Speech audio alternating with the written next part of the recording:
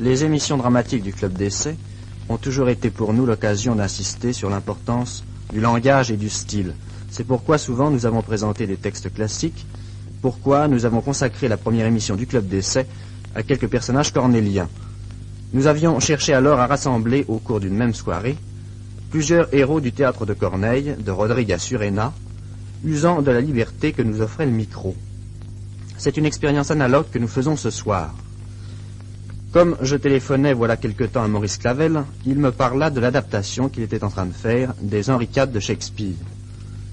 Il me parla surtout de Sir John Falstaff, comme d'un personnage passionnant et fort drôle, et m'assura que nous aurions avantage à faire plus ample connaissance.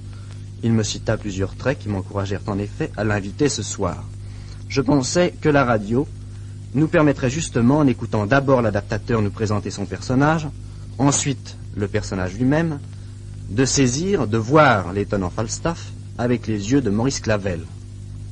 Elle nous permettrait aussi de jouer de cette truculence verbale qu'il me promettait, de la faire mousser en quelque sorte. Eh bien, nous voici donc réunis, Maurice Clavel et quelques protagonistes des Henri IV de Shakespeare. Voici Maurice Clavel. J'aimerais que vous nous disiez vous-même ce qui vous a amené à déranger ce soir ces messieurs dames. C'est Falstaff. Exactement comme c'est Falstaff qui m'a incité à faire une adaptation des deux Henri IV.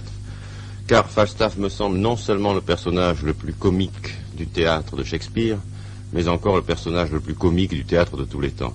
Il est à remarquer d'ailleurs que c'est la première fois que l'on voit dans une pièce de Shakespeare un personnage qui tient non seulement la moitié de la pièce, mais encore la moitié du titre, puisque le titre exact des Henri IV est celui-ci, La tragédie d'Henri IV et les joyeusetés de Sir John Falstaff.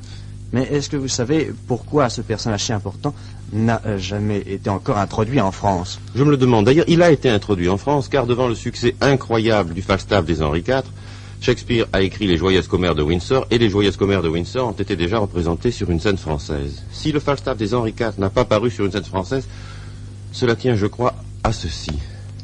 C'est que la tragédie d'Henri IV n'est complète que lorsque ces deux parties sont achevées, puisque le personnage essentiel historiquement est le personnage du roi. D'autre part, il faut bien dire que le personnage de Falstaff culmine à la fin de la première partie des Henri IV, et c'est là que s'arrêtera notre émission. Et dans la seconde partie, en effet, nous assistons, je crois, au fait assez fréquent d'un auteur qui a obtenu un succès incroyable avec un personnage et qui a un peu tendance à tirer sur le personnage. Alors il se produit un fait curieux, c'est que la première partie d'Henri IV est incomplète et que la seconde partie d'Henri IV est un peu fatigante à cause de l'abus qui est fait de Falstaff. Mais alors dans quel esprit avez-vous réuni les deux Henri IV dans une même adaptation? Voilà ce que j'ai essayé de faire, voilà la liberté que j'ai prise.